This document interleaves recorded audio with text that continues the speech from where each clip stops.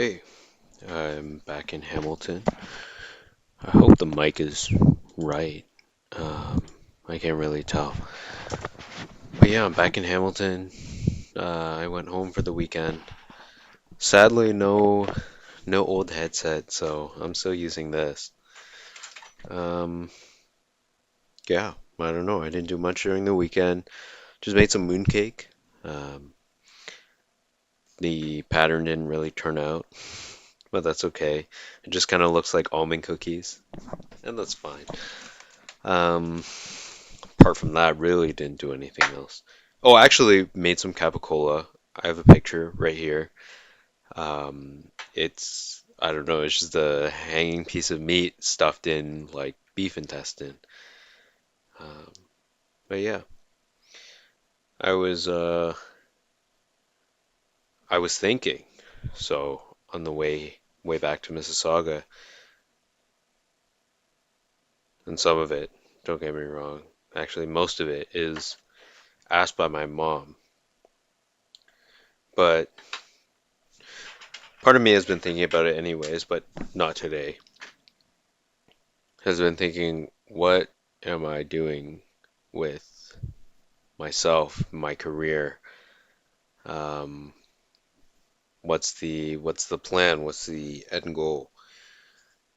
And for myself, I'm in software engineering and management. So I like to tell people I do business on the side. But really, I don't necessarily know what the management part means. Is it management engineering? Is it business management? I don't necessarily know. Um, you can think of it as one of the same. I think they are pretty similar. Uh, but at least when I explain it to people, I like to take the business aspect, um, not out. Sorry, I like to take the engineering part out. Um, so it's more business development or business management rather than uh, engineering management. But yeah, don't know. Um, so that's my background, and I've previously worked at some places. I've worked for a couple of banks, um, doing a lot of developer work, and currently I'm working more in the tax space right now. And I'd say that's pretty stark compared to what I'm doing, but I'd say a lot of my work is focused around engineering to some extent, at least. But it definitely doesn't require, I guess, as much uh, technical know-how per se. I know I just said a bunch of words and strung them together, but I don't need to be as deep into the engineering field. It's just kind of like if I know high level generally what it's supposed to be, most of the time it's good for me.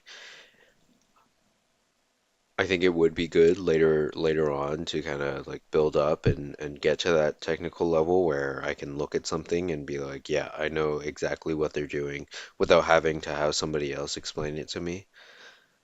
That's the end goal. But obviously, I've been working for maybe just shy of a month. So, I mean, what is it? I'm a software engineer, and yeah, I'm not doing engineering work. I'm gonna say typical engineering work. I'm not doing typical engineering work. Now, why not? I kind of had that option in the past, but I feel that every time that I try to put my foot towards it, I'm facing too much adversity. And that's okay. I mean, part of it's like, well, you're bound to be discouraged. You're bound to not like what you do eventually, at least some point of it. Um, I feel like the fact that I've been able to work in the field a couple of times is already a good enough sign. But I think when I compare myself to other people, and I know that comparison is, um, it sucks the life out of me. Um, it makes me feel not worth as much. But either way, I'm going to compare myself. Too bad. Um, at least when I look at people in my cohort who take the same classes with me and everything like that, it all seems to come easier to them. Even though they're putting pretty much the same amount of time as me, and I don't know why that is. Now, it could be I'm just not giving myself the time to do that. An undivided time. I don't know what undivided means, but I'm gonna say undivided time. Basically, just every ounce of my brain towards this thing. And I feel like there's a couple reasons why. Or actually, no, no, I'm gonna say this. I don't know why, but there are a few things that come to mind, which is one, this doesn't entice me in the first place. I don't want to learn more. Or two, it does, and the fact that I'm so demoralized is making it seem like a hurdle that I just need to check or just need to jump over and hope that that's it. And that when it comes up in, you know, practical applications like a job or something like that, I don't necessarily know how to do it. Um, that could be one of them. I'm not saying I don't know how to do it, but it's definitely one thing to look at. Now we go on to my current job. Um, Now the question is why, what is wrong with this? And honestly, there's nothing wrong with that at all. I love what I do. I wake up at 6:30, at least when I go in person. I wake up at 6:30, I pack my food, make sure I have food prep the night before, pack my lunch box and throw it in my bag, and I go to work carrying my backpack and my my laptop bag. Well, that's two bags. And then I go to work and it's like a 2 hour commute each way. And yet I like doing that commute.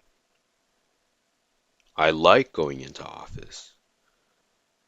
Now part of it is, oh, I'm more familiar with the people around there. And so, you know, it's much easier to enjoy what you do when you have people to enjoy it with. That could partially be true. But I also find myself willing to do these things independently. Um, and I've done that a couple times. Don't get me wrong. I don't know if I could keep it up forever, but at least for now I can. So, I don't know. That brings me on to, I guess, the future. In the short-term future, in the next maybe, let's say next year. Um, Next year I have an internal deadline of going back to school in September. Not really internal, I have a, whatever. I have a deadline of going back to school in September, finishing up my last year. Some of my classes are giving me a bit of anxiety. I don't know which ones to do. It's hard for me to plan out. Or maybe I haven't taken the time to plan it out, and so it's just unnecessary stress that I'm placing on myself. The added stress of not knowing, but I know damn well that I can figure it out. It's not that hard either. I just have to put it in a spreadsheet. It's not that hard. It's like 10 things. But there's also the next 8 months. I'm gonna say 8 months. It's a bit less. It's more like 7, but okay, sure. There's the next 7 months. So what am I gonna do at that time? Well, I think part of it is just enjoying my time, learning as much as I can, and doing as much as I can. And if I find myself not enjoying it, then that's all right. At least I put my best foot forward. Um,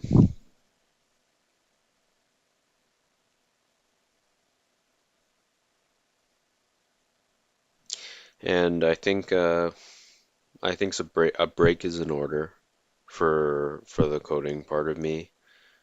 I need to take some time off, and I know that people pretty close to me are like,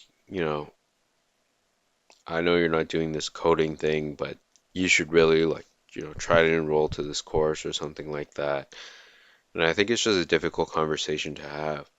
I don't know why it's such a difficult conversation. All they're doing is looking out for me.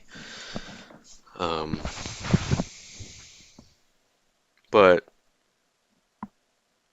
every time I try to do that, I just get a bunch of headaches and this massive need to not want to do it. So that's why I think a break's in order. I think I need to find what I really enjoy, and for that to happen, I need to give myself a break. I need to take it a little bit easy, at least in terms of the coding portion.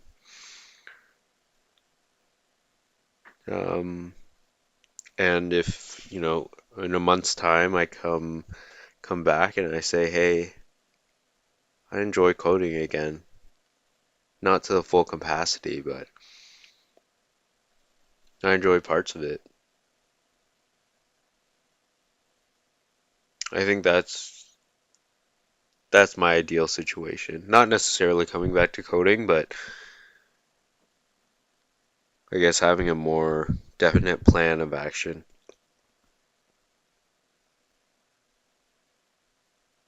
But yeah, either way, um,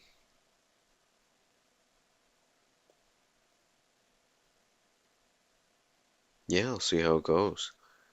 I have a lot of, well, I can't say big things, but I have a lot of things that I'm excited to do in the next couple weeks. Yeah, all right, just some thoughts. Um, I guess I've been thinking about this for a while anyways, but I don't know. I've been making these videos, so I might as well say it somewhere so I remember my thought process. And maybe I can refer back to it. Yeah. Okay. See ya.